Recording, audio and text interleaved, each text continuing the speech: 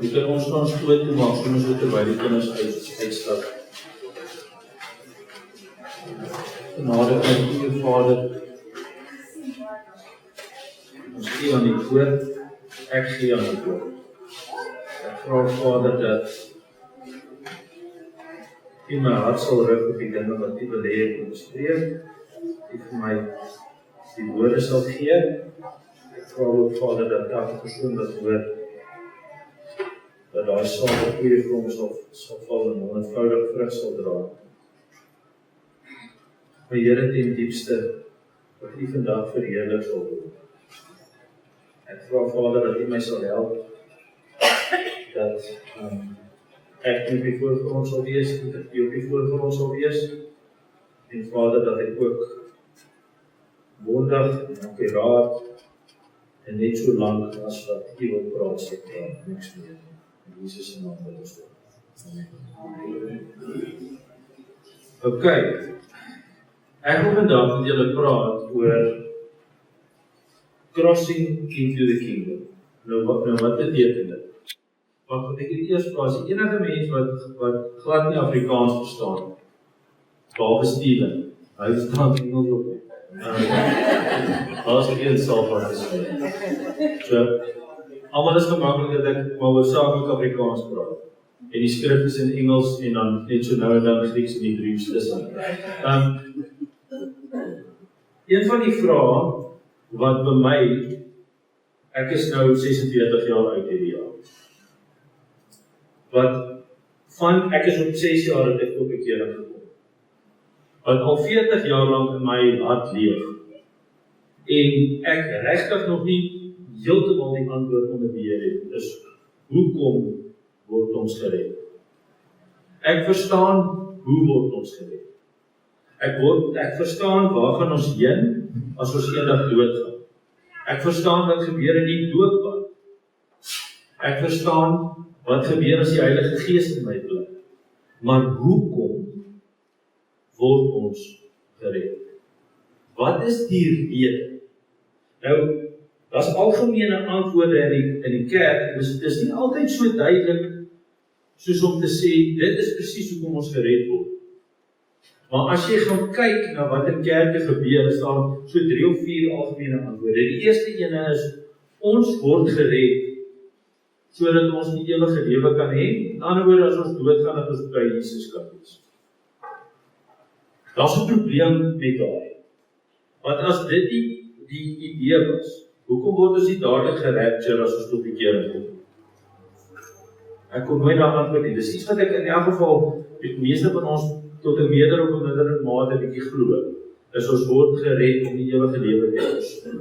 Hou ewige lewe, hou dit gou sit 'n punt in ewige lewe. Die tweede is dat dit ons verantwoordelikheid is om mense in die koninkryk in te bring. Ons dink aan die Great Commission, go to all the world and preach the gospel, teaching them the things that I taught you. So, om vir die wêreld te leer wat Jesus vir ons geleer het. Daar's 'n probleem met daai ook.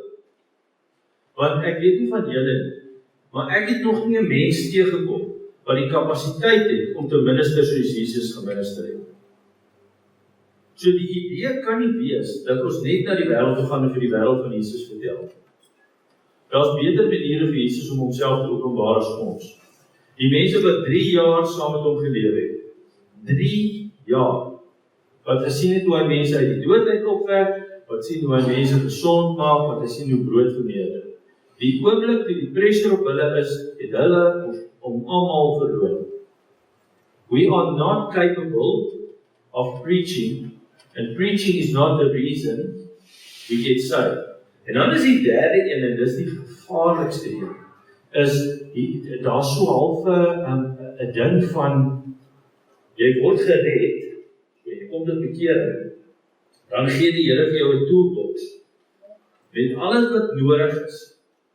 En dan sê hy vir jou, okay, now let's see if you can do this. You better not screw this up. If you screw this up, you're not going to go to heaven. En dan loop ons onder condemnation vir die res van ons lewe tot ons doodgaan. En die kerke gebruik daai so, want dit is eintlik so lekker, om mense te beheer en op 'n sekere manier te druk, want ons sê vir hulle, kom na my kerk toe, ek het die 48 regte puntjies, en as jy die 48 regte puntjies wees, dan gaan jy mooi, ryk, fiks, alles gaan cool wees. En as jy dit nie gaan doen, ek sê nie, jy gaan nie hemel toe gaan nie, maar nou, toe vra die Vader vir my, Gerard, waar gaan kyk jy, hoekom is die mens gemaak? Dis obvious, jy gaan kyk ons by die begin. Wat is die heel eerste opdrag, en hulle kan my eerste skrifgie opsit, dit is Genesis 1 vers 28.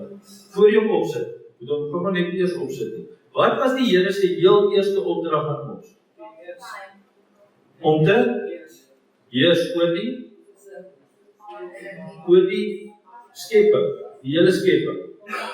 Met ander woorde, dink gou aan die mens, toe die mens in sy oorspronklike vorm was, het hy die ewige lewe gehad.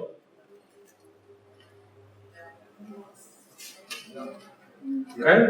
Vra op jy vra, het hy die ewige lewe gehad? Het hy 'n perfekte verhouding met die Here geloop? Het hy perfekte voorsiening gehad? Tog sê die Here vir hom wat? So die aarde is gemaak, die skepping is gemaak to be subdued. Die aarde se aard is to be subdued.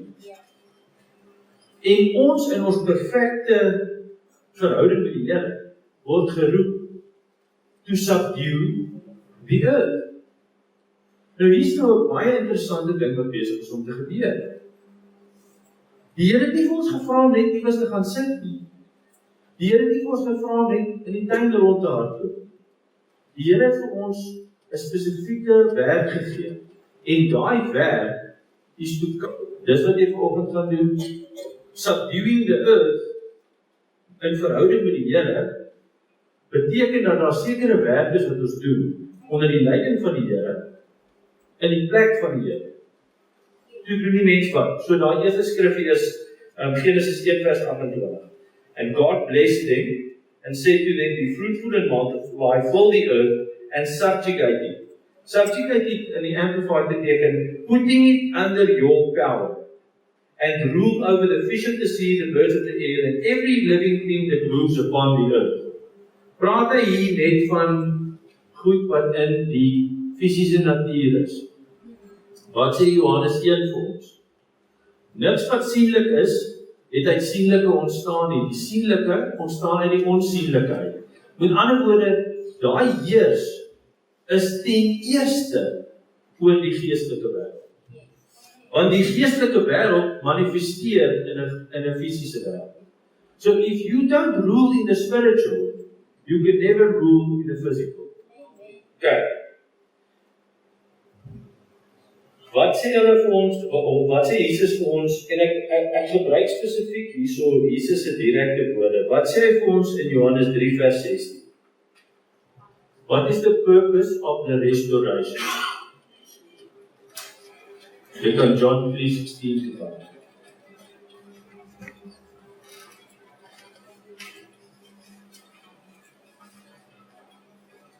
Dit is Johannes 3 vers 16. Okay. For God so greatly loved and dearly prized what? Okay? That He gave His one and only begotten Son, so whoever believes in Him and trusts in Him shall not perish, but have everlasting life. Wie die Here lief gehad? Nee. The place we need to subjugate, die plek waaroor ons moet heers, het die Here so lief gehad, dat hy ons wil terugsit in die ewige lewe continuum. God so loved the world. Okay, so there is a purpose for your salvation. Your salvation is not just to save you, there's something else happening here. Nou wil ek julle vra, die belangrike ding hierso, die sleutel eintlik, is daai woordjie ewige lewe. Wat sê Jesus is die ewige lewe? Maar vra jy vir julle, wat is die ewige lewe? Tegen dit ons gaan nooit dood.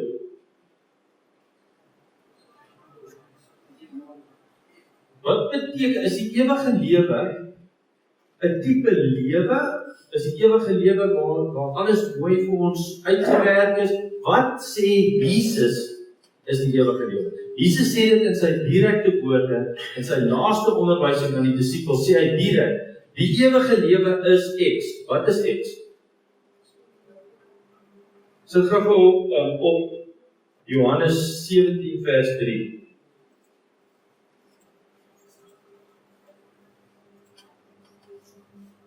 Now this is eternal life, that they may know you, the true, supreme, sovereign God, and in the same manner know Jesus, as the Christ who you have sent. So die ewige lewe, dis nie 'n lewe nie, dis 'n verhouding. So die Here vat ons terug na eentoe waar die verhouding ons gekapasiteer het om iets te doen, om te heers. So die Here kyk na die wêreld en hy het hierdie wêreld lief, maar ons het nie die kapasiteit om oor hierdie wêreld te heers nie, want ons het nie die ewige lewe nie. Want ons verhouding met hom is nie reg. So as die verhouding nie reg is nie, het jy nie die kapasiteit om te heers nie. So you are not saved to live forever. You are saved to be in relationship forever. Sit vir my Efesiërs 2 vers 10 op. Ek weet ek gaan vinnig weer hierdie is die inleiding en dan gaan ek vir julle wys hoe werk hierdie in praktyk. Of by Efesiërs 2 vers 10. Die vraag is, what do we do once we are restored? For we are His workmanship, created in Christ Jesus for good works, which God has prepared for us beforehand, so that we can walk in them. Ons gaan versigtig deur hierdie vers. We are a work of art, created in Jesus, for good works, which He has prepared for us beforehand. So dis die eerste werke. Die heersingswerke is waarvoor ons geskep is. Ons is geskep om in verhouding met die Here te loop en te co-labour met hom in dit wat hy van die begin af vir ons beplan het. Met ander woorde, jy word gered, doodeenvoudig, om weer in verhouding met die Here te wees, sodat jy in daai werke kan wandel wat hy voorheen uitbeplan het. Dit is nie 'n toolbox wat hy vir jou gee en sê, as hy gaan doen jy hierdie nou. Hy het dit klaar gedoen. Co-laboring with Him is His purpose, His perfect purpose with you. So, kom ons stap gou versigtig weer daarheen. Wat sê die Here vir ons in die begin? Yes. Dan doen ons sonde en ons verloor die ewige lewe. Dan sê die Here, hy het die wêreld lief gehad en hy het sy seun gegee sodat ons ewige lewe kan terugkry. Met ander woorde, sodat ons terug kan kom in die perfekte verhouding. Ewige lewe is die perfekte verhouding. Wanneer ons in die perfekte verhouding terug is, het ons die kapasiteit om te loop in die werke wat hy voorheen beplan het, van die begin vir ons om in te wandel. Met ander woorde, in 'n eensinnetjie, jy is gered vir verhouding. Hoe werk hierdie, Gerard, hierdie is teorie, hoe werk dit prakties? Ek gaan dit vir julle verduidelik aan die hand van wat met die Israeliete gebeur, soos hulle uit Egipte uitgaan. Die Israeliete is vry. Daar is 'n hongersnood. Hulle gaan in Egipte. In Egipte word hulle wat? Wat is 'n slaaf? 'n Slaaf is 'n persoon wat onder die beheer is van iets of iemand that directs his purposes. Kan 'n slaaf wandel in die Here se goeie werke wat hy vir hom voorheen uit beplan het? Because there is another authority over you.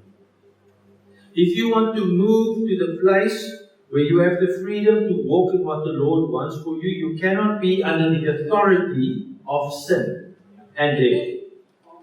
Jy kan nie ewige lewe hê en terselfdertyd onder sonde wees. Nou die interessante ding is, wie red jou uit die sonde uit? Only a death can buy you from slavery. It's either your own of the orphan. Daar's geen ander pad uit slawerny uit nie. Jy kan jouself nie uit slawerny uitwerk nie. Jy kan so goed werk as wat jy wil.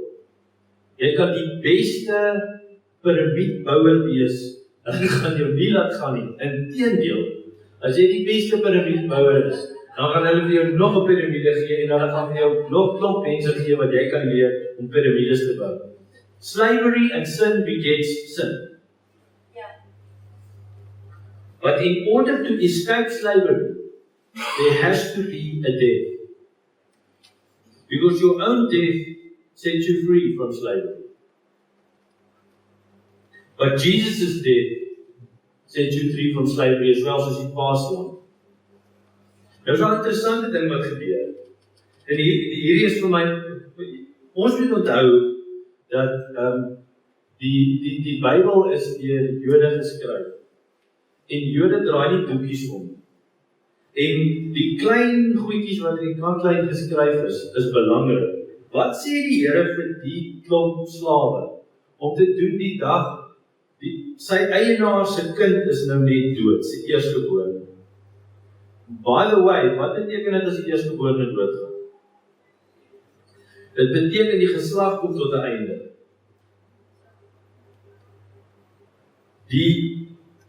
As jy kyk na sonde se geslag kom tot 'n einde toe Jesus sterf. Sin doesn't have the capacity to rule over you anymore because his firstborn is dead.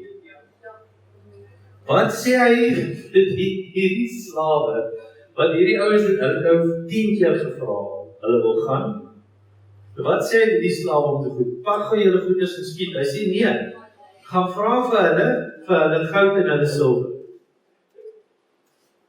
En die Here sê, hy gee vir hulle guns by die ouens. Now, if that is not a spiritual reality, you have never experienced death. Death begets revenge, it never begets favor.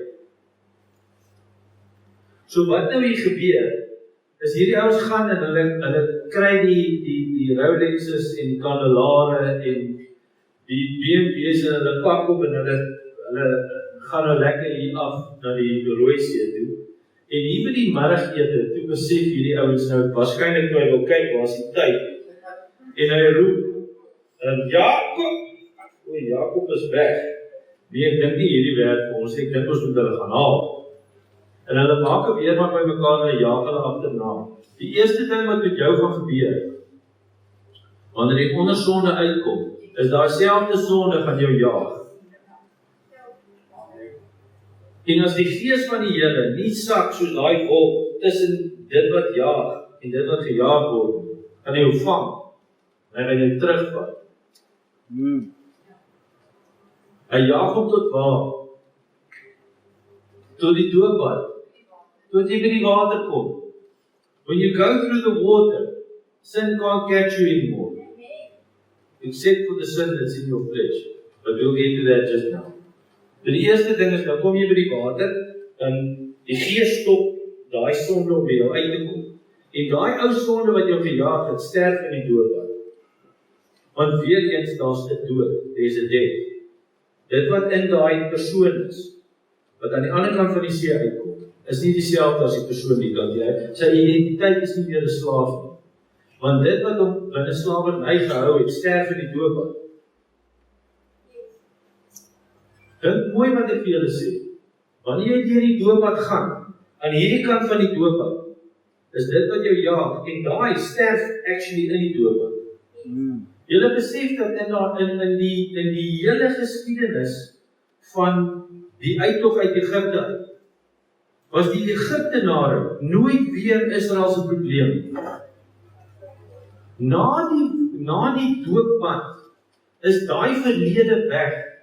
Ek wil vir julle sê, hierdie idee van 45 geslagte terug se sonde, wat jou kom jaag, you are not the same as jy aan die ander kant van die doopbad staan. Daai sterf in die doopbad.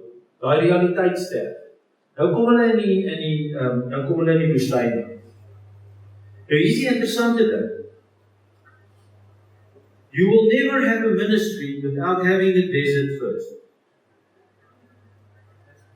You will never have a ministry if you do not have a desert first. Abraham het tyd in die woestyn spandeer. Moses het tyd in die woestyn spandeer voor hy die Israeliete gaan haal het, en toe het hy sommer net weer tyd in die woestyn spandeer. So hy was redelik goed gewoestyn, en die ergste is, hy het nooit uit die woestyn uitgekom. Sal nou daarby kom. Jesus het 40 dae in die woestyn spandeer. Die rede hoekom hy 40 dae in die woestyn spandeer het, is die 3 goed waarmee Israel 40 jaar lank in die woestyn gesukkel het. Al 40 jaar lank het hy in 40 dae uitgesorteer. Jesus was in die woestyn. Paulus was in die woestyn, Arabiese woestyn, vir 3 jaar, voor sy ministry begin het. So, if you have not had a desert experience yet, you do not have a ministry yet. It's that simple.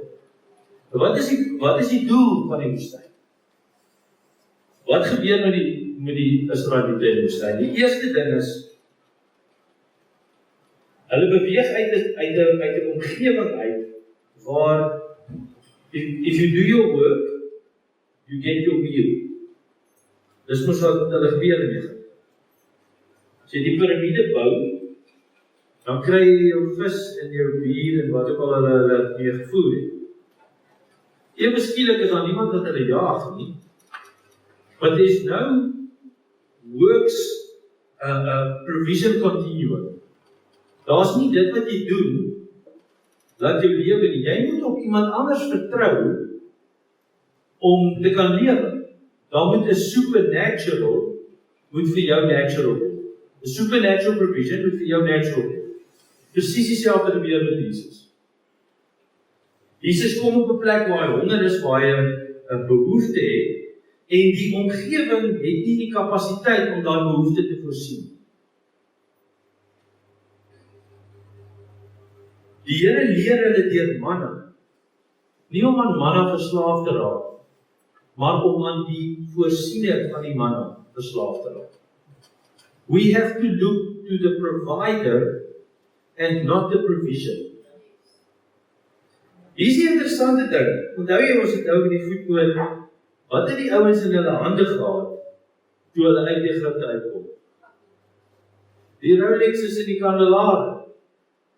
En is dit nie ironies dat die Rolex is in die kandelaar beteken niks in die woestyn? Jy kan niks daarmee maak.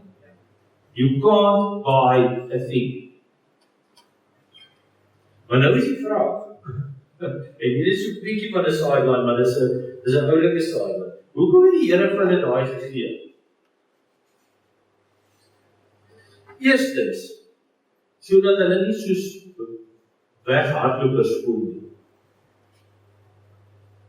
Die Here weet dat hy gaan hulle in 'n land invat waar die huise klaar gebou is en die landerye klaar is. Hulle gaan nie daai nodig hê vir daai nuwe land. Waarvoor het hulle daai gebruik? So 2 goed.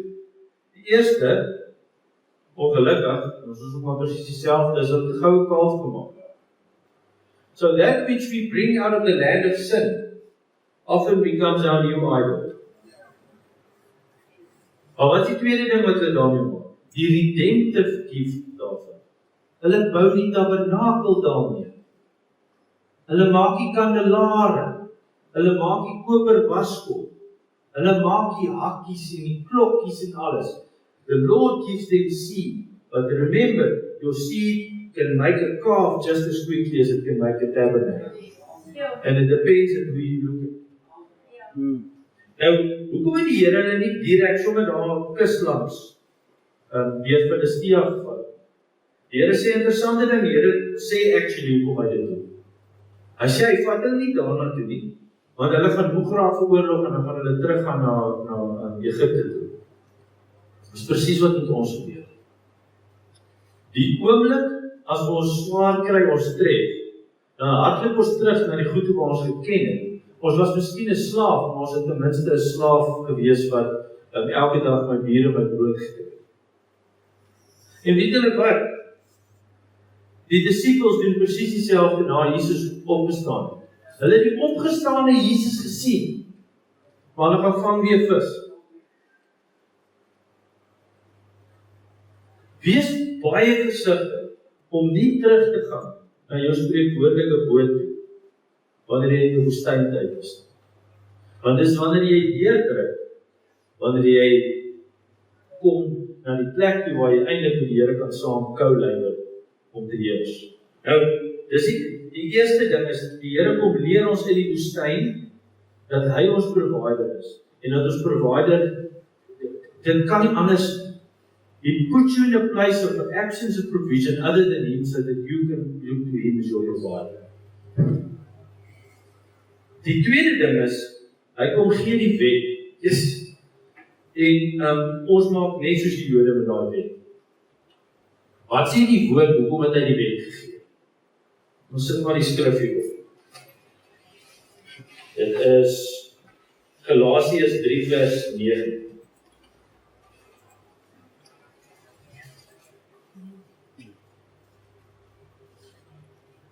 Hoekom het hy van die wet gegee?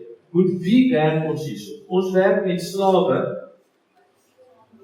wat nou in die woestyn is, wat nou iets moet verander. Dis presies dieselfde met ons. Iets moet verander om ons te vat uit die plek van slawerny uit na die plek van verhouding. Want onthou, wat is ewige lewe? It's a relationship. In order to get to know the relationship, you have to know the person who is in the relationship. So, in Galasiërs sê Paulus vir ons, then why the law? It was added to reveal to the people because of the transgressions, and was ordained through angels and delivered to Israel by the hand of the mediator, Moses, until the seed could come to whom the promise has been made. Wat bedoel die wet dan? Dit is later bygevoeg as gevolg van sonde, en dit is bedoel vir die tyd totdat die nakomeling op wie die belofte betrekking het sou kom. Engele het die wet deur middel van 'n tussenganger aan die volk gegee. Met ander woorde, the law was never meant to save you. The law was meant to teach your conscience about something about this Creator that you are in relationship now in everlasting life. Maar wat maak ons met die wet? Ons maak die wet 'n operating manual. Hoekom doen ons dit? Want ons wil nie eintlik die verhouding hê nie. Ons wil eintlik net toegang hê tot die krag van God. As ons 'n 5-point shortcut kon kry, wat ons vir die Here kan forceer om te sê, geef my die geld wat ek wil hê, maak my gesond, maak my gelukkig, laat mense van my hou, dan sal ons nooit verhouding met hom hê. Die wet was nooit bedoel om die verhouding se plek te vat nie. Die wet was bedoel om jou sensitief te maak tot die feit dat jy 'n savior nodig het. Dis al waarvoor die wet daar is. Die wet kan jou nie red nie. Die wet kan vir jou sê, jy het 'n savior nodig. Dit is waarvoor die wet daar is. En wanneer die belofte kom, dan waar gaan daai wet gaan van hier af? Na hier. Hy bly binne in jou. So, Die tweede ding wat ons in die woestyn leer, is ons leer hoekom dit nodig is vir iemand anders om saam met ons te staan. En dan die laaste ding wat ons in die woestyn moet leer, daar's 3 goed in die woestyn, dis provision, dis who the Lord is, en die derde ding is om te vertrou.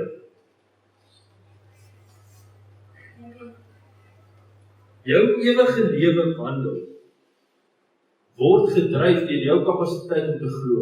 As jy nie kan glo nie, dan kan die ewige lewe nie vir jou werk.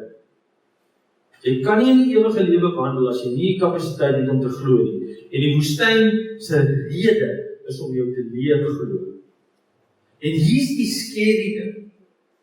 Jy kan ten volle gered wees, en jy kan eendag saam met my in die hemel sit waar ons bekertjies oorloop. En nooit op die aarde gekou lewe dit saam met die Here in die goeie werk wat hy vir jou voorheen uitbeplan het nie, omdat jy nie die kapasiteit het om te glo nie. Van daai, kom ons sê 2 miljoen mense. Hoeveel van hulle het op die einde van die dag in die beloofde land opgeëindig? 2. En dit is baie interessant, wat sê die Bybel van Caleb? It's a man of a different spirit. If your spirit isn't different, you cannot believe. It's that simple. Belief is nie 'n superwerker. Dis nie ek probeer hard genoeg. Dis wanneer jy intek in wat die Gees se waarheid is. Dis nie jou waarheid nie, dis nie wat jy ordentlik verstaan nie. Dis nie omdat jy die 10-punt plan iewers neergeskryf het. Dis omdat die Gees vir jou verduidelik wat die Vader se realiteit is, en die Vader se realiteit hou jy meer vas as dit wat jy met jou oë sien. En dis presies wat met daai ons gebeur. Hulle gaan in hierdie land in. Hulle sien hierdie land lyk soos die Here gesê dit lyk. Maar hulle vertrou nie in die Vader se kapasiteit om te gee dit wat hy gesê het hy sal gee. You can be in your promised land and not grasp that promised land. En nie heers of dominion neem oor daai promised land, because you don't trust in the one who put you there. En wat dan gebeur, dan gaan jy terug woestyn toe. En toe hulle berou het, toe sê hulle, okay, maar kom ons traai harties, 2 miljoen van ons. Toe gee die Kanaaniete vir hulle pak. Toe moet hulle 40 jaar in die woestyn rondspring. Daai 40 jaar lewe in almal van ons, by the way. Ons is nie slimmer as hulle of meer insit as hulle. Dit lewe in ons almal. En almal van ons het die kapasiteit om 40 jaar lank in die woestyn rond te loop. Almal. Aaron, die hoofpriester, het dit nie gemaak. Moses het dit nie gemaak. The guy with a different spirit made it. Because it wasn't him, it was a different spirit in him. Die enigste verskil, jy onthou, as jy iets definieer, mens definieer deur commission en omission. Dit wat iets sê is iets, en dit wat iets sê is nie iets. Die enigste verskil tussen Caleb en al daai ander ouens, hy was nie slimmer nie, hy was nie sterker nie, hy het nie 'n beter revelation gehad nie. He was a man with a different spirit. If you walk according to the different spirit in you, then you have the capacity to walk into the promised land. Nou met die beloofde land, nou trek hulle deur die Jordaan. En wie is die eerste ou wat hulle teekom nou? Dis mos die engel met die hoofletter, wat vir Josua konfronteer. En Josua vra vir hom, is jy vir ons, of is jy teen ons? Wat dink julle sê die ou toe vir hom? Dink julle, hy sê, ja nee, kom, cool, ek en jy, in 'n tydjies kans. Hy sê, I'm the chief of the heavens army, so ek is vir die Here. Wanneer jy in jou beloofde land inkom, en jy wil heers, then you are co-laboring with the Father.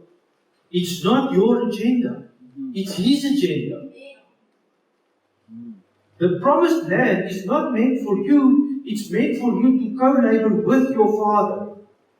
En is interessant, toe hulle in die beloofde land inkom, toe hardloop die Kanaaniete mos almal aan die kant uit, nee. Presies wat gebeur.